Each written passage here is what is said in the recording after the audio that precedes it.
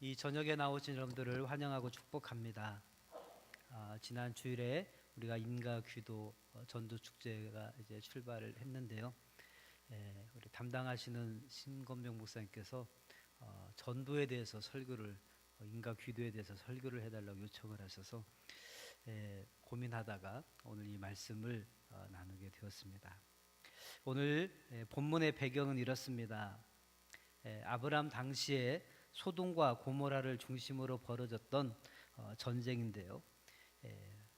북방의 시날, 나중에 바벨론이 되는 시날, 그 다음에 엘라살, 또 지금의 이란으로 되어 있는 엘람, 그 다음에 아수르 제국을 일으키는 고임, 이 네 개국과 또 사해 지역에 살았던 그런 동맹국인 소돔과 고모라, 또 아드마, 스보임, 소알, 이 다섯 나라가 서로 전쟁을 벌이었습니다. 그런데 이 전쟁은 북방의 네 개국의 승리로 끝나게 되고요. 이로 인해서 소돔을 중심으로 한 다섯 나라는 큰 재난을 당하여서 많은 사람이 포로로 잡혀가게 됩니다. 그런데 그 사로잡혀간 사람들 가운데 아브라함의 조카인 롯도 포함되어 있었습니다. 왜 롯이 사로잡혀갔을까요?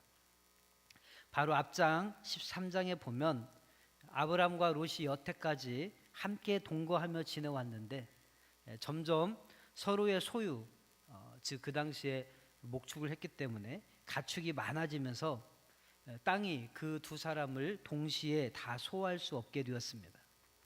그래서 아브람과 롯이 서로 갈라서게 되는데 아브람이 먼저 롯에게 땅에 대한 선택권을 줍니다. 네가 좌하면 내가 우하고 네가 우하면 내가 좌하겠다, 그런 것이죠. 이때 롯이 눈에 보기에 좋은 소돔을 택하게 되고 아브람은 반대편 헤브론으로 옮기게 됩니다. 그렇게 해서 이제 롯이 소돔으로 이사를 가 살게 되는데 그때 바로 이 전쟁이 일어나서 롯이 포로로 사로잡혀 가는 것입니다. 그리고 이 소식을 전해 들은 아브람이 자신의 집에서 길리고 또 훈련된 318명의 가신들을 데리고 이 네 왕과 싸워서 이긴 후에 다시 롯을 찾아오는 이야기입니다. 저는 오늘 이 본문을 묵상하면서 우리 인가 귀도 가족 초청 전도 축제를 맞이해서 우리가 어떠한 태도로 임해야 하는지를 살펴보고자 합니다. 물론 이 자리에는 가족들이 다 믿으시는 분도 계셔서 해당 사항이 없다라고 생각하시는 분도 계실지 모르지만 한 분이라도 이 말씀을 듣고 인가 귀도에 동참하시게 된다면 더 큰 기쁨이 없겠습니다. 오늘 우리가 어떻게 하면 이 인가 귀도 전도 축제를 우리가 믿음으로 잘 참여할 수 있을까 하는 것이죠. 첫 번째는 가족들의 형편을 우리가 알아야 한다는 것입니다. 오늘 아브람은 롯과 떨어져 있지만 롯이 처한 상황을 듣게 되자 바로 움직이는 것을 볼 수 있습니다. 그 상황은 지금 롯이 포로가 되어 있다는 것입니다. 그 말은 롯 스스로는 자신을 구원할 수 없는 그런 상황이라는 말입니다. 여러분, 제가 한번 말씀드린 적이 있는데요. 구조, 또 구출, 또 구원이란 단어의 공통점이 무엇입니까? 그것은 스스로는 자신을 건져낼 수 없을 때 사용하는 단어들입니다. 왜 그렇습니까? 무엇인가에 사로잡혀 있기 때문입니다. 자신보다 더 강하면서 자신에게 해를 가져다 줄 그 어떤 것에 사로잡혀 있기 때문이라고 하는 것이죠. 마치 거대한 불길에 사로잡혀 있든지, 또는 큰 강물이나 바닷물에 사로잡혀 있든지, 또는 적에게 사로잡혀 있든지, 아무튼 스스로의 힘으로는 절대로 빠져나올 수 없을 때 제3자의 도움이 필요한데 바로 그때 사용하는 용어들이 구조, 구출, 구원이라는 것입니다. 우리가 필요로 하는 구원이 바로 여기에 해당되는 것입니다. 따라서 우리가 우리의 믿지 않는 가족을 구원하려면 먼저 알아야 할 것이 있는데요. 바로 그 가족들이 처해 있는 영적인 상황입니다. 우리가 구원이라는 표현을 쓰는 것도 바로 그 이유입니다. 지금 구원이 필요한 이유는 필요한 그 가족들이 뭔가에 사로잡혀 있기 때문이라고 하는 것이죠. 즉 그들이 포로가 되어 있는 것입니다. 여러분 가족들의 형편을 잘 살펴보시기 바랍니다. 지금 세상에 포로로 잡혀 있습니다. 세상의 가치관에 포로로 잡혀 있는 것이죠. 세상의 문화에 포로로 잡혀 있는 것이죠. 이것이 믿음의 눈을 떠서 보이게 되기를 축복합니다. 그런데 한 걸음 더 나아가 보겠습니다. 지금 아브라함은요, 아브라함을 다급하게 한 것은 단순히 조카 롯이 포로로 잡혀 있는 현재적 시점이 아니었습니다. 오히려 그 이유가 더 걱정이 된 것입니다. 포로로 잡혀 있는 지금도 문제지만 이제 끌려간 이후에 어떻게 될지 모르는 그것이 더 아브라함을 다급하게 한 것입니다. 지금 여기서 롯을 놓쳐버리면 다시는 그를 못 만날 수도 있다는 것을 알았습니다. 롯이 포로로 잡혀가게 되면요, 그 신변이 어떻게 처리될지, 노예로 어딘가에 팔리게 될는지 아니면 죽게 될는지 아무도 모릅니다. 또 승리한 왕들이 서로 자기 나라로 데려가겠다고 하면 내 나라가 연합해서 싸웠기 때문에 내 나라 가운데 어느 곳으로 옮겨가야 될지 모르는 것이죠. 여기에 동참했던 내 나라는 조그만 땅덩어리가 아닙니다. 그들과 싸웠던 5개의 나라는 이 사해 근처에 모여 사는 조그만 족속들, 그런 조그만 나라라고 하면 이들을 공격했던 내 나라는 우리가 바벨론, 아수르 아시잖아요. 얼마나 큰 나라인지. 그러니까 그 넓은 곳에 만약에 조카 롯이 끌려가게 된다면 어느 나라에 갈지, 어디서 만날지, 어디서 어떻게 찾아야 될지를 도무지 확신할 수 없는 상황임을 안 것입니다. 그래서 아브라함은 내가 여기서 조카 롯을 놓쳐버리게 되면 다시는 살아서는 그 얼굴을 볼 수 없겠구나 생각하고 그 소식을 듣자마자 반응하게 된 것입니다. 여러분, 여러분의 가족은 지금 무엇에 포로로 잡혀 있습니까? 그리고 여러분은 그것에 대해서 얼마나 심각하게 생각하십니까? 단순히 지금 무엇인가에 빠져 있는 것만이 문제가 아니라 그 후가 더 큰 문제인 것입니다. 그 영혼이 어떻게 될지, 또 다시는 볼 수 있을지, 또 기회가 주어질지 장담할 수 없는 것입니다.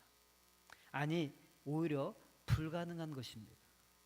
그렇게 지금 더 상황이 어려워지기 전에 인가 귀도하시기를 바랍니다.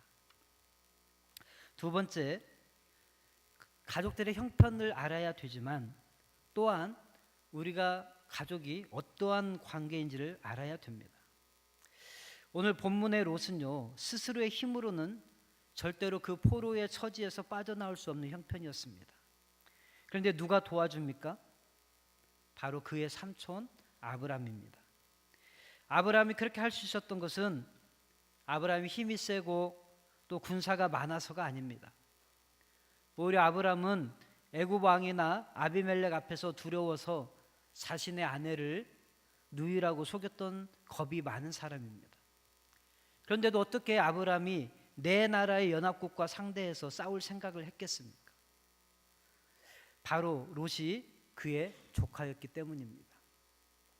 비록 롯이 인간적으로 좀 버릇없고 또 자신만 챙기는 이기적인 면이 있긴 하지만, 그래서 아브라함에게 있어서 조금 서운한 대상이 될 수 있지만 아브라함은 그런 것을 생각할 여지가 없습니다.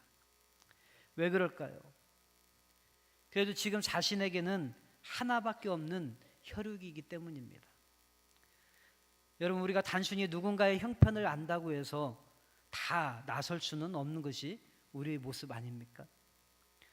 하지만 내 가족이 그렇다고 할 때는 나의 태도가 달라지는 것입니다. 아브라함에게 있어서 롯은 그의 하나밖에 없는 그런 혈육이었으며 또 함께 고향을 떠나서 기나긴 여정을 여행하면서 지금까지 지내온 동반자였습니다. 다만 아브라함과 롯의 차이가 있다면 무엇일까요? 아브라함과 달리 롯은 하나님을 제대로 알지 못했다는 것입니다. 여러분, 그가 하나님을 잘 몰랐을까요?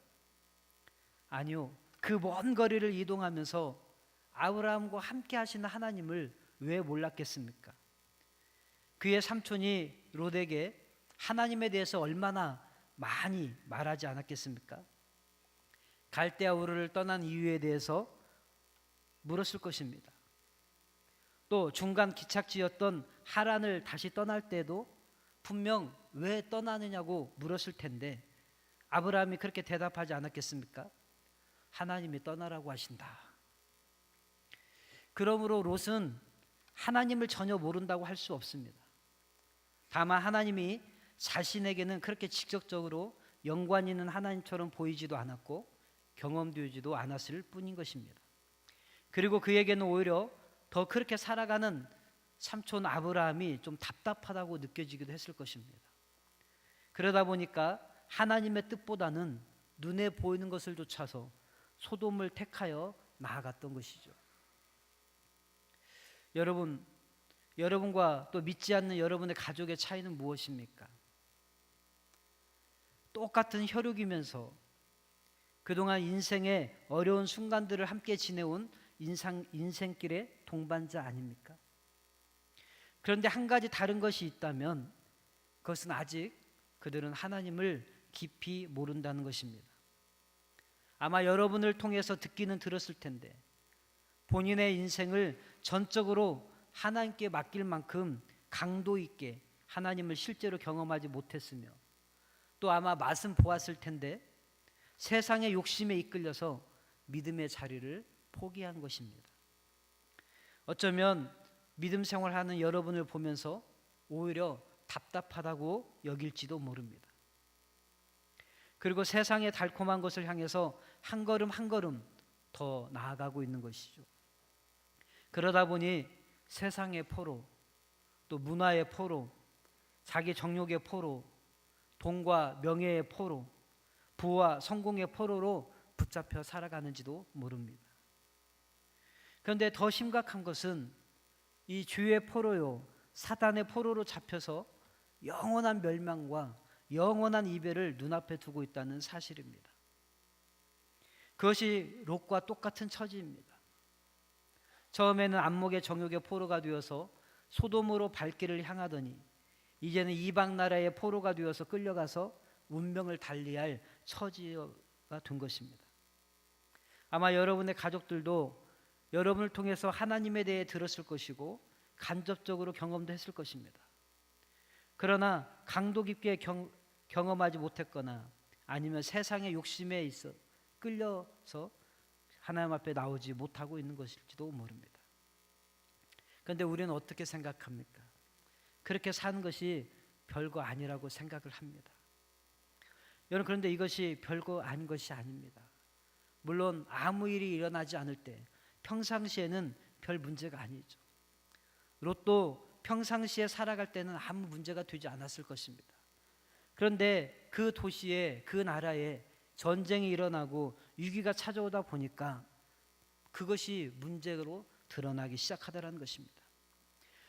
그러한 위험이 닥쳤을 때 자기를 구원할 힘도 없으며 또 너무 깊숙이 빠져 있어서 스스로는 도저히 나올 수 없는 처지에 들어가고 만 것이라는 것이죠.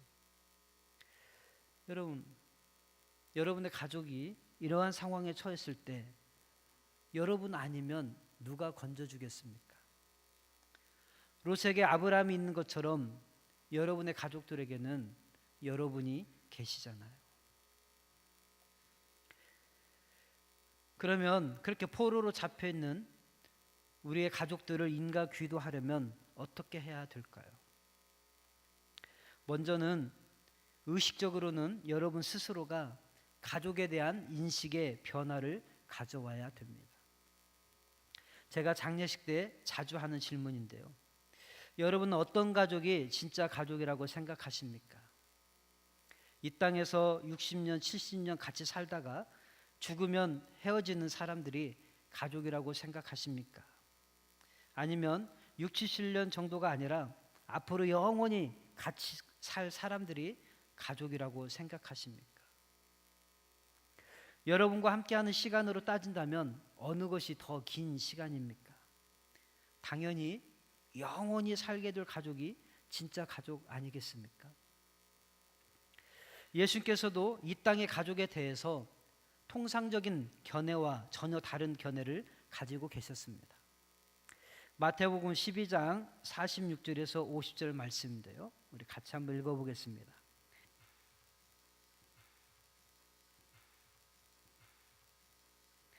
한 사람이 예수께 여짜오되 보소서 당신의 어머니와 동생들이 당신께 말하려고 밖에 서 있나이다 하니 말하던 사람에게 대답하여 이르시되 누가 내 어머니며 내 동생들이냐 하시고 손을 내밀어 제자들을 가리켜 이르시되 나의 어머니와 나의 동생들을 보라. 누구든지 하늘에 계신 내 아버지의 뜻대로 하는 자가 내 형제요 자매요 어머니니라 하시더라. 자, 예수님께서 네 가지가 없으셔서 이렇게 말씀하신 것이 아닙니다. 하늘에 오신 그분이 진짜 하늘 가정이 무엇이고 하늘 가족이 무엇인지를 아셨던 것입니다. 그래서 육체적 혈육이 중요한 것이 아니라 더 근원적인 가족인 하늘 가족이 중요하다는 것을 말씀하시는 것입니다. 여러분, 하나님께서 이 땅에 가정을 주시고 가족을 주신 것은 무엇 때문일까요? 저는 하나님 나라가 어떤 곳인지 미리 맛을 보고 경험하라고 주셨다고 믿습니다. 왜냐하면 하나님의 나라는 하나의 거대한 가정입니다. 그리고 그 안에는 영원한 가족이 있습니다. 거기에는요, 우리의 아버지 되시는 하나님께서 계십니다. 그리고 어머니처럼 우리의 모든 죄와 허물을 감싸 안으신 예수님이 계십니다. 우리와 함께 모든 것을 함께 나누시는 성령님이 계시고요. 먼저 간 수많은 믿음의 형제 자매들이 있어서 그들이 더 이상 이별과 죽음이 없기에 헤어지는 고통도 없는 영원한 가족을 이루기 때문입니다. 만일 그렇다면 우리가 할 일은 무엇입니까?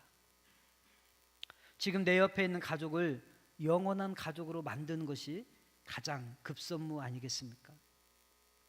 그런데 이 땅에서 6, 70년 살다가 헤어지면 그만인 가족, 다시는 볼 수도 없고 만질 수도 없는 그런 가족과의 육체적인 이별은 안타까워하면서 영원한 이별이 될 수도 있을 상황에 대해서는 왜 이렇게도 무덤덤한지, 믿지 않는 가족을 영원한 가족으로 만드는 일에는 별 관심이 없다는 것이 참 아이러니합니다. 장례식 때마다 이별의 슬픔 때문에 얼마나 통곡하면서 우는지 모릅니다. 그런데 그 영혼과 영원한 이별에 대해서는 생각도 하지 않고 대책도 없다는 것입니다. 여러분, 이 가족에 대한 인식이 바뀌어야 여러분의 가족을 진짜 가족으로 만들 수 있는 마음이 생기는 것입니다. 여러분, 아브라함처럼 가족과의 헤어짐을 고통스럽게 여기시길 바랍니다.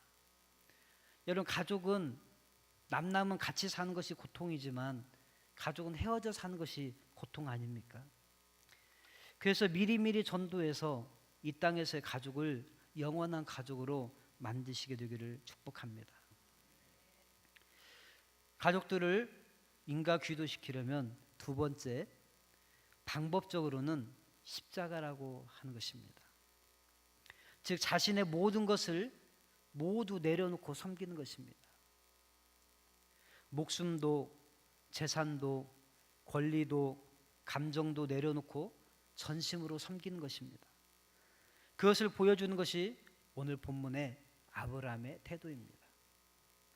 아브라함은 사로잡힌 조카 롯을 위해서 본인이 걸 수 있는 것을 다 걸었습니다. 목숨도 내려놓았고요. 자기의 길르었던 가신들도 내려놓았습니다. 그들이 전쟁에서 죽으면 다 잃어버린 거죠. 가신을 내려놓았다는 것은 지금 자기의 삶의 자리에 318명이나 있어서 지켜줘야 될 그런 가축과 재산도 동시에 내려놓았다는 것이나 마찬가지입니다. 318명이 연합군에 비하면 비교할 수도 없을 만큼 작지만 아브라함에게 있어서는 모든 것이었습니다. 지금 아브라함이 싸울 대상은 318명보다 많은 10배 많은 3,180명이 아닙니다.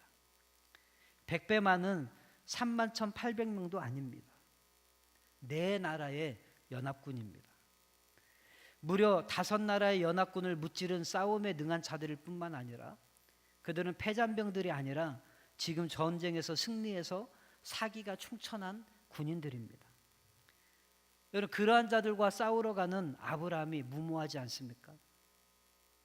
그런데 아브라함은 거기에 모든 것을 다 걸은 것입니다. 더군다나 아브라함이 롯을 구하기 위해서 달려간 길은요 180km나 되는 대단히 먼 거리입니다. 요즘같이 교통이 발달한 시대도 아니고 180km를 달려간다는 것은 자신을 희생하지 않고는 불가능한 것입니다. 즉 모든 것을 내려놓고 모든 것을 내걸고 나간 것입니다. 아브라함이 그것들이 소중하지 않아서일까요? 그렇지 않습니다. 여러분, 하나님의 역사는요 그렇게 모든 것을 쏟아 부을 때 나타납니다. 오늘 아브라함은 그 모든 것을 걸었기에 하나님께서 아브라함과 함께 하시고 승리하게 하신 줄로 믿습니다. 구원의 역사는 더욱 그렇지 않겠습니까? 예수님을 보십시오. 빌립보서 2장 5절에서 8절 말씀입니다. 같이 읽겠습니다. 너희 안에 이 마음을 품으라. 곧 그리스도 예수의 마음이니 그는 근본 하나님의 본체스나 하나님과 동등됨을 취할 것으로 여기지 아니하시고 오히려 자기를 비워 종의 형체를 가지사 사람들과 같이 되셨고 사람의 모양으로 나타나사 자기를 낮추시고 죽기까지 복종하셨으니 곧 십자가에 죽으심이라. 여러분, 예수님도 모든 것을 쏟아 부으셨습니다. 하나님 되심도 내려놓으시고 사람이 되셨습니다. 창조주이신 그분이 피조물의 옷을 입으셨습니다. 생명이신 그분이 죽음을 경험하셨습니다. 칭송받아 마땅하신 그분이 조롱과 멸시를 받으셨습니다. 사람이 육체를 가지고 흘릴 수 있는 세 가지 진액인 땀과 눈물과 피를 다 쏟으셨습니다. 그랬더니 어떤 역사가 일어났습니까? 바로 우리가 하나님의 자녀로 함께 들려 올려지게 되었습니다. 즉 영혼 구원의 역사가 일어난 것입니다. 오직 십자가만이 영혼을 살릴 수 있는 것입니다. 여러분, 우리는 이것을요 예수님의 가족을 통해서도 알 수 있습니다. 예수님의 가족은 언제 예수님을 믿게 되었을까요? 물론 성경이 정확하게 말하지는 않습니다. 그러나 한 가지 알 수 있는 것은요 예수님에 대한 가족들의 태도가 바뀐 시점이 있다는 것입니다. 한번 살펴볼까요? 처음에 예수님의 형제들은 예수님을 믿지 않았습니다. 요한복음 7장 1절에서 5절인데요. 그 후에 예수께서 갈릴리에서 다니시고 유대에서 다니려 아니하심은 유대인들이 죽이려 하매러라. 유대인의 명절인 초막절이 가까운지라. 그 형제들이 예수께 이르되 당신이 행하는 일을 제자들도 보게 여기를 떠나 유대로 가소서. 스스로 나타나기를 구하면서 묻혀서 일하는 사람이 없나니 이 일을 행하려 하거든 자신을 세상에 나타내소서 하니 이는 그 형제들까지도 예수를 믿지 아니하매러라. 마지막 구절이 뭐예요? 그의 형제들까지도 예수를 믿지 아니하매러라. 예수님의 형제들이 예수님을 믿지 않았다는 것입니다. 그런데 이런 주의 형제들이 나중에는 다음과 같이 변합니다. 갈라디아서 1장 19절인데요. 주의 형제 야고보 외에 다른 사도들을 보지 못하였노라. 예수님의 형제 야고보를 보았다라고 하는 것을 사도 바울이 이야기하는 것이죠. 또 갈라디아서 2장 9절인데요.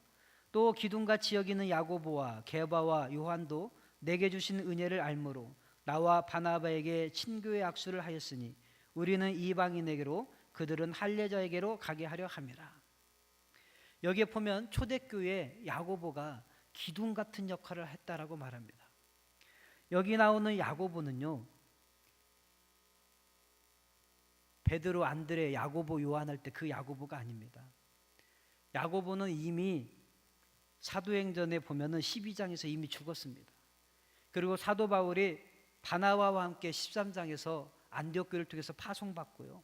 그리고 전도 여행을 하고 돌아와서 15장에 예루살렘 교회에서 보고를 합니다. 이것은 사도행전 15장에서 일어났던 일입니다.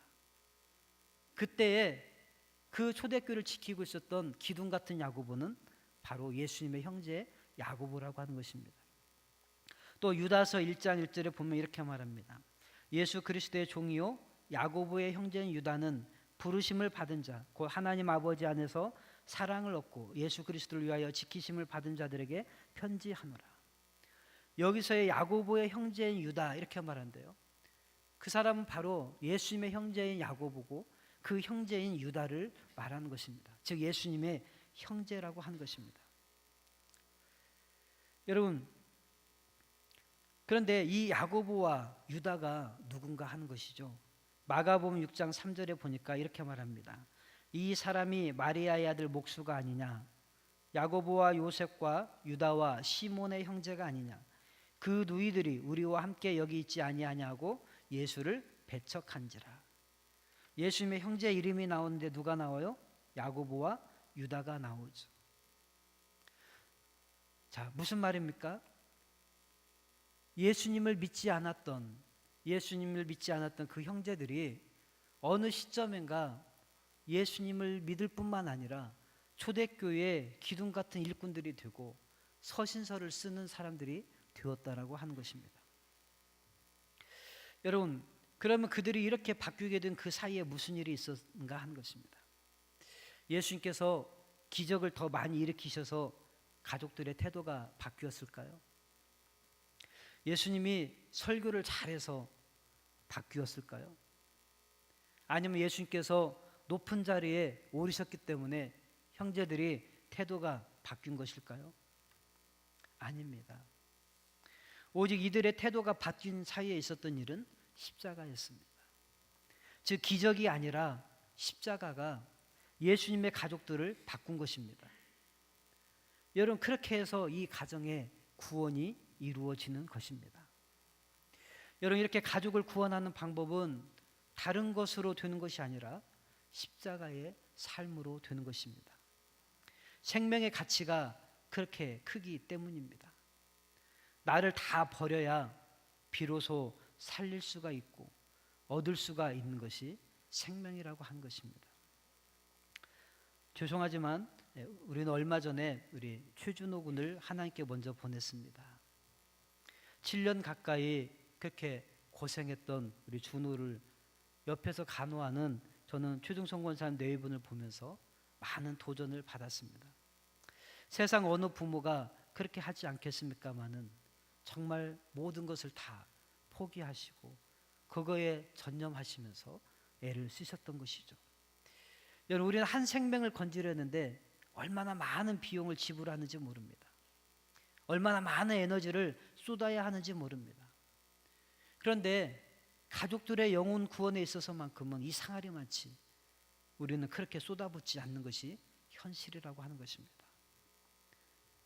믿음은 각자가 믿는 것이죠. 그냥 자기가 선택하는 것이죠. 때가 되면 돌아오겠죠. 이 정도로 멈추고 만다는 것입니다. 왜 역사가 잘 안 일어날까요? 쏟아붓지 않기 때문이 아닐까요?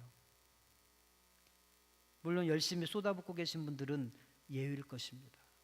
그분들은 반드시 거둘 거라고 저는 믿습니다. 여러분, 우리가 얼마만큼 쏟아붓고 있습니까? 주님은 십자가를 통해서 다 쏟아부으셨고요. 오늘 말씀에 보면 아브라함은요, 롯을 구하기 위해서 180km나 되는 먼 거리인 단까지 달려갔습니다. 그런데 거기서 멈추지 않습니다. 오히려 더 나아가서 호박까지 쫓아가서 롯을 구해온 것을 볼 수 있습니다. 아브라함은 롯을 구하기 위해서 끝까지 책임지는 사랑을 한 것입니다. 거기에 구원의 열매가 맺히는 것입니다. 여러분, 예수님의 사랑도 끝까지 책임지는 사랑입니다. 요한복음 13장 1절인데요. 우리 마지막이니까 같이 읽겠습니다.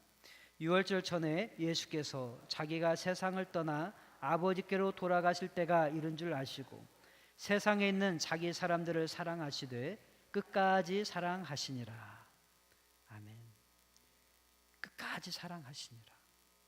자기 사람을 사랑하시되, 여러분 그것이 바로 십자가 사랑이고, 그 사랑이 예수님의 가족들을 구원하셨던 것처럼, 아브라함이 롯을 건져냈던 것처럼 저와 여러분들을 통해서 가족들을 구원하게 될 줄로 믿습니다. 여러분, 말씀을 정리하겠습니다. 인가귀도, 주일에 광고가 나갔습니다. 꼭 해야 되는 전도, 인가귀도. 그러나 가장 어렵다고 생각하는 전도, 인가귀도. 오랜 시간 동안 많은 것을 투자했지만 쉽게 맺혀지지 않는 열매, 인가귀도. 그러나 여러분, 과연 우리는 얼마만큼 쏟아 부었습니까? 얼마나 영원한 가족으로 만들기 위해서 애를 쓰고 계십니까? 저는 이번 기회에 여러분들의 가족이 하나님 앞에 인도받는 귀한 계기가 되기를 축복합니다. 그러기 위해서 얼마 남지 않은 시간, 물론 우리가 평생을 쏟아부어야 되겠지만 이 우리에게 주어진 이 기회 동안에 우리가 다 쏟아낼 수 있게 되기를 축복합니다. 그리고 정말로 60년, 70년 사는 가족으로 멈추는 것이 아니라, 그 가족과 육체적인 이별을 슬퍼할 것이 아니라 영원한 가족으로, 더 이상 헤어짐의 고통이 없는 그러한 영원한 가족으로 만들 수 있는 저와 여러분들이 되기를 간절히 축복합니다. 기도하겠습니다.